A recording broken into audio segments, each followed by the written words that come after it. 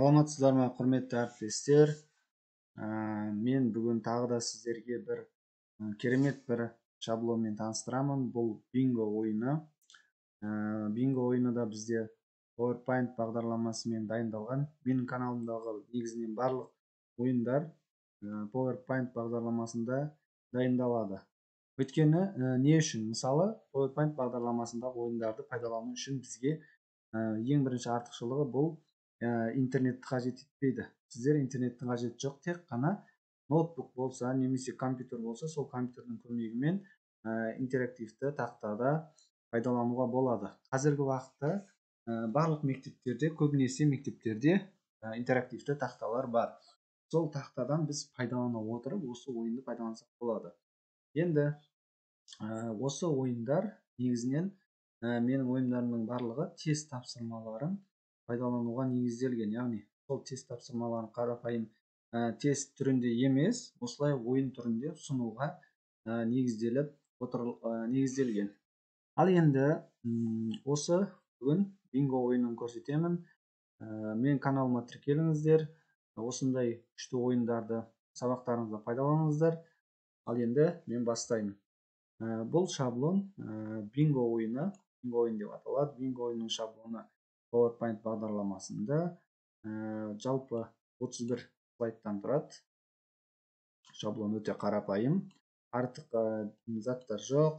Бұл ойында былай қараймыз, мына жерде мысалы сұрақ деген кезде, бірінші сұрақ деген жерге сіз сұрағыңызды жазасыз, жауабы деген жерге жауапты жазасыз. Болды. Екінші сұрақ дегенге сұрағыңызды жазасыз, және жауап деген жерге жауабын жазасыздар. Болды. Осылай жазамыз. Бұл шаблонда тек қана 10 ғана сұрақ бар. Ал енді сіздің мысалы тапсырмаңызда сұрақтар саны көбірек болса, мынау біздегі 3 шаблонды копировать етіп алуымыз керек. Осылай. Бұлай. Үшеуін бірдей копировать етіп аласыздар, немесе бірлеп мына жерге қоясыздар.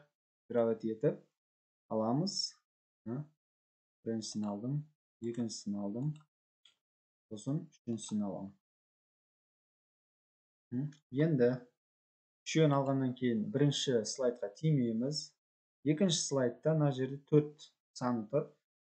Былай слайдтарды қарап шығамыз. Қайсы сан пайдаланбады? Мынаның ішіндегі қайсы санды біз пайдаланбадық? Мына жерде 10-нан көп сандар бар. Соның ішінде қайсысын пайдаланбадық? Соны жазамыз. Мысалы, мен 9-ды пайдаланбадым деп ойлаймын. 9 жазам. 9-ды. Одан кейін бізде уже 11-ші сұрақ болады. Болды. Осылай сұрағыңызды 11-ші сұрақ жазасыз, жауабын жазасыздар, болды. Осылай қойып кетеміз. 3 слайдты аласыздар копировать етіп, және осылай сұрақтарды көбейтесіздер. Ал енді немесе сізде сұрақ аз болатын болса, керек емес шаблондарды өшіріп тастаймыз. 3 шаблонды өшіріп, сұрағыңыздың санын азайтсаңыз болады. Ал енді ойынның шарты қандай? Ойынның шарты сіз мынандай доп үлгісінде немесе қағазға осы сандарды шығарып аласыздар, және оқушыларға барлығына бір сандан таратып шығамыз. Одан кейін ойынды бастаймыз. Бингоның шарлары айналады. Қай сан шығады? Мысалы 24 саны шығады. 24 саны қайсы оқушыда, сол оқушы 24 санынан кейінгі сұраққа жауап береді. Ол қалай болады? Ол былай.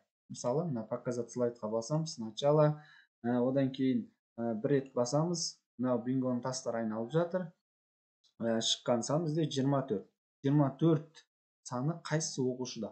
Сол оқушы орнынан тұрады, және берілген сұрағыңыздың сұрақ шығады. Сол сұраққа жауап береді.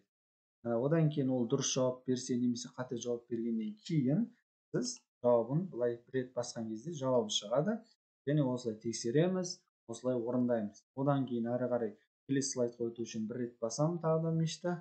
Одан кейін бингоның тастары тағы да айналып жатыр. Бір рет басамын. 8 саны шықты. 8 санында қайсы оқушы? Сол оқушы орнынан тұрады. Одан кейін сұрақ шығады. Екінші сұрақ деп жазып қойдық. Осы сұраққа жауап береді. Одан кейін тағы бір рет басқан кезде жауабы шығады. И тағы әрі қарай осылай жалғаса береді. Шаблон өте қарапайым. Тек қана сіз бұл шаблон жүктеп алғаннан кейін тек қана сұрағыңызды және жауабыңызды жазсаңыз болды. Бұл шаблонда мысалы кез келген пәнде пайдалануға болады. мына жерге формулаларды жазуға болады математикадан немесе химиядан, немесе өзіңіз қазақ тілі болсын, басқа пән болсын, бұл шаблонды пайдалануға болады кез келген неде. Мысалы сіз мұғалім емес, студент болсаңыз да, өзіңіздің сол студенттер арасында аудиторияда қызықты бір ойын ойнатқыңыз келсе, осыны пайдалансаңыз болады, және осы шаблонды пайдалануға болады. Осымен аяқталды.